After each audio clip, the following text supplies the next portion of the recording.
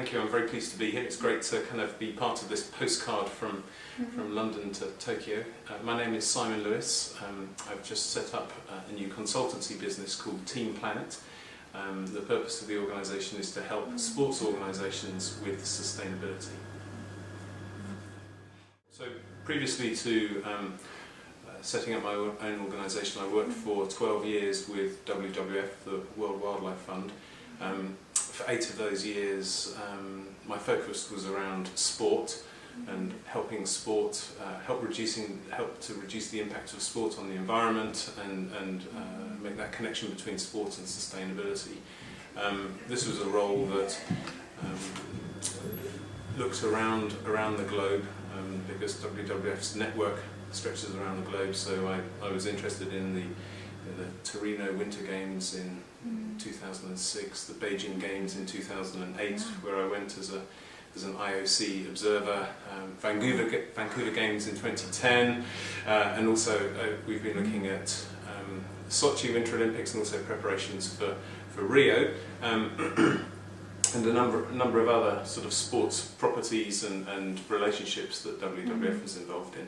But the big part of my role was focusing on London 2012 and the relationship that WWF UK and London 2012 formed around the Games. Okay, so WWF got involved with London 2012 right back at the very beginning. So at the end of 2003, 2004, when a company was set up called London 2012 to help write the bid for London to host the Games. So WWF and another NGO called Bioregional, we were involved right at the bid stage. And essentially the bid company was talking to NGO and civil society stakeholders. They knew that they were going to have to complete a section on environment and meteorology, and they were trying to understand what the issues were and what the opportunities were with respect to the Olympic Games. WWF and Bioregional were working together on a program called One Planet Living, which is about using ecological footprinting and carbon footprinting to live within the resources of one planet. And we said to London 2012, well, what might a One Planet Olympics look like? And they liked this concept. I think it gave them something that they felt they could communicate to stakeholders and to sponsors, but it also gave them a framework to work with, because it gave them a range of issues and a clear way to proceed. So WWF and Bioregional and London 2012 signed a memorandum of understanding, and we worked together to help write the sustainability framework for London's bid to host the Games. And that piece of work developed.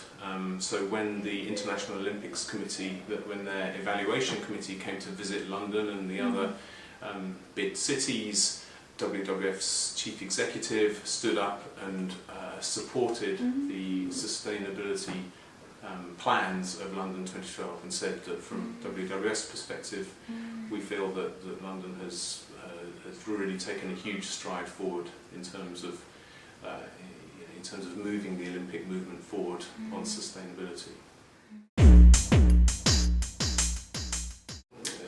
London 2012 was a company set up to write the bid before it then became the ODA, the Olympic Delivery Authority, and LOCOG, the organising committee for the Olympic Games. But sort of way back in 2003, 2004, it was just an organisation set up to write the bid. The contract that we had was not, there was no financial relationship there, so it was just something that WWF felt was important, a huge opportunity to demonstrate sustainability on the world stage. So we gave our time and expertise for free right throughout the project. But yes, I think one of the lessons is, with sustainability, you've got to start early, and the earlier that you can get involved and you can have partners, sponsors, NGOs, civil society organisations, and the organising committee all working together, the more fruitful the relationship will be, and the better things will turn out. The London Development Agency became the Olympic Delivery Authority, who were in charge of building the stage, so they're in charge of infrastructure and creating the venues and so on. And then a little later, the London Organising Committee of the Olympic Games, LOCOG, was set up, who are responsible for putting on the show. So they have the relationship with the IOC. They do all the marketing, all the running of the games themselves. And WWF had very good relationships with both of those organisations and the other delivery partners. So national government, London government, and the Quangos, we call them, the agencies who are also involved with different, whether it's to do with waste or it's to do with transport or a whole range of issues. In terms of the corporate partners, that part of the story really started a little bit later down the line, because I believe the first corporate partner was EDF in 2007, so quite a lot of work happened between London winning the bid and the first corporate partner becoming involved. And to be honest, I think we, WWF, were not as involved in that process as they would have liked to have been. I think there was this is a lesson learning opportunity for the future. I think there was, although sustainability was well integrated through London 2012, through LOCOG, I think there was a situation where the sustainability team had a sphere of influence here, particularly in terms of the built environment and so on. But I think in terms of the kind of the marketing guys, the people bringing in the money and sort of staging the show, I think my opinion is the sustainability team were not so influential there. So I think some of the decisions about bringing in corporate partners were not guided by sustainability as much as they might have been. We felt, WWF felt, that the creation of the sustainability partner program was hugely exciting and a really great leap forward, because I think when you think about how an Olympic Games projects itself, the commercial partners play a huge role in that. If you think about how the brand of the Games comes about, it's really to do with the activities of the organising committee, of the host city and host nation. It's to do with the broadcasters, and it's to do with the partners. I think those four entities are really key in transmitting the kind of the values and the tone of the Games.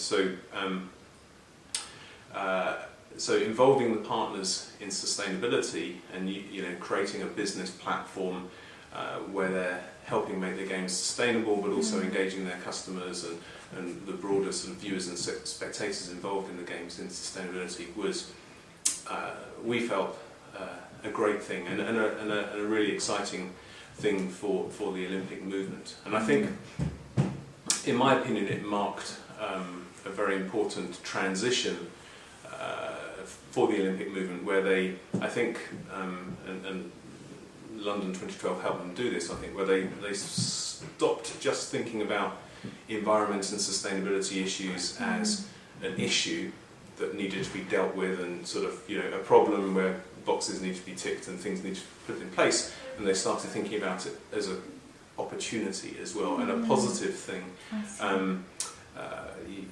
to engage fans and people in the Games. However, the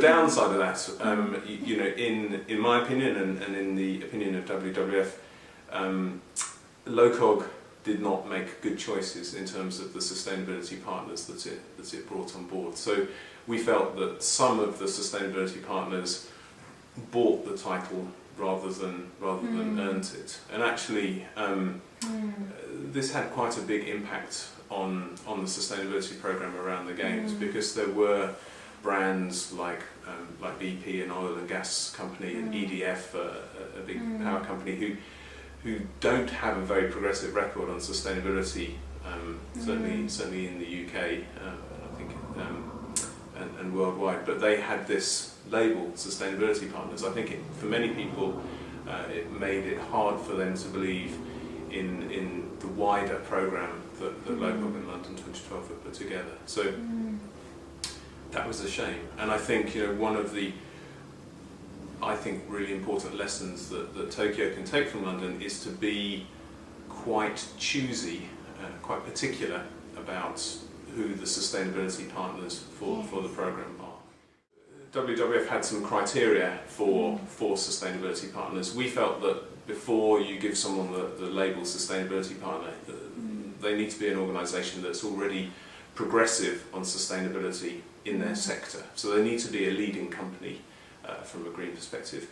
Then the second criterion is that they need to make sure that what they deliver at games time, in terms of the services that they're providing LOCOG, in terms of how they activate their sponsorship, in terms of their communications, in terms of the hospitality they provide to their guests and so on, all of those things need to be very sustainable and aligned with the organising committee's programme. And then the third test, if you like, is the company needs to commit to rolling out these practices that they've highlighted at the games across their business. So it's not just something that they're doing to look good at the games, it's something which is embedded and becomes increasingly important in their business.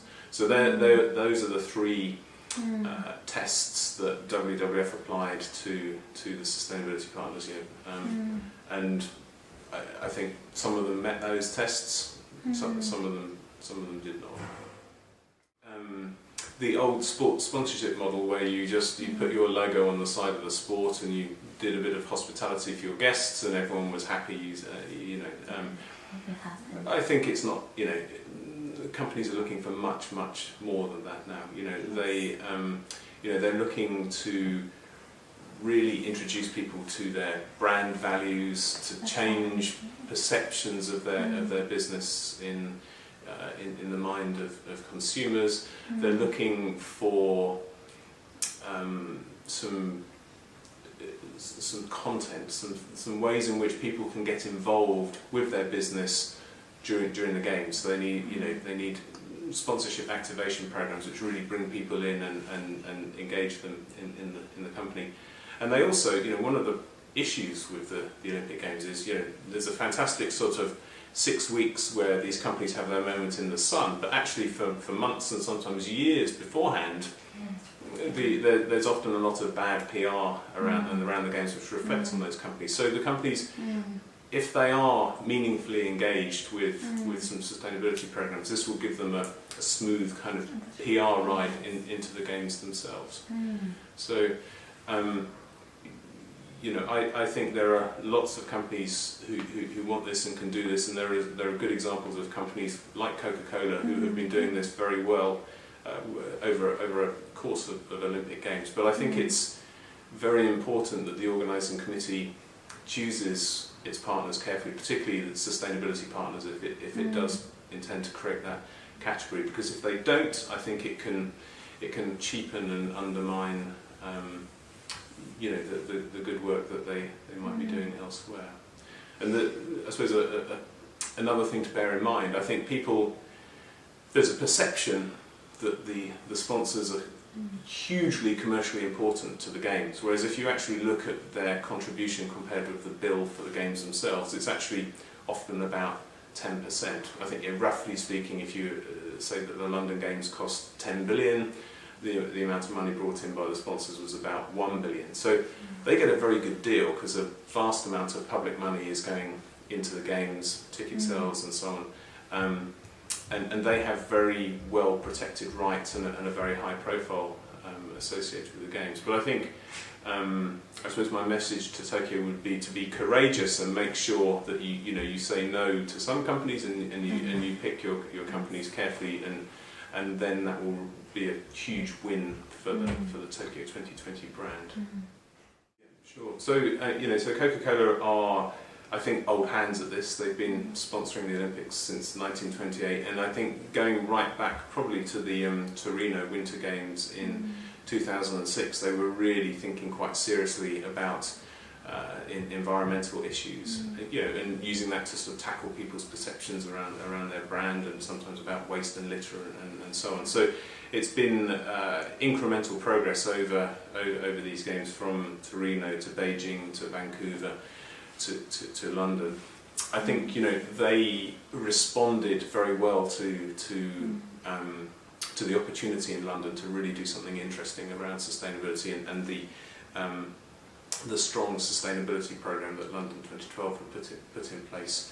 And we were able to sort of sit as strategic advisors on an advisory panel that Coca-Cola had set up to guide their activities around the games. And so it was everything from the logistics of how they stored their product and brought that to the games, to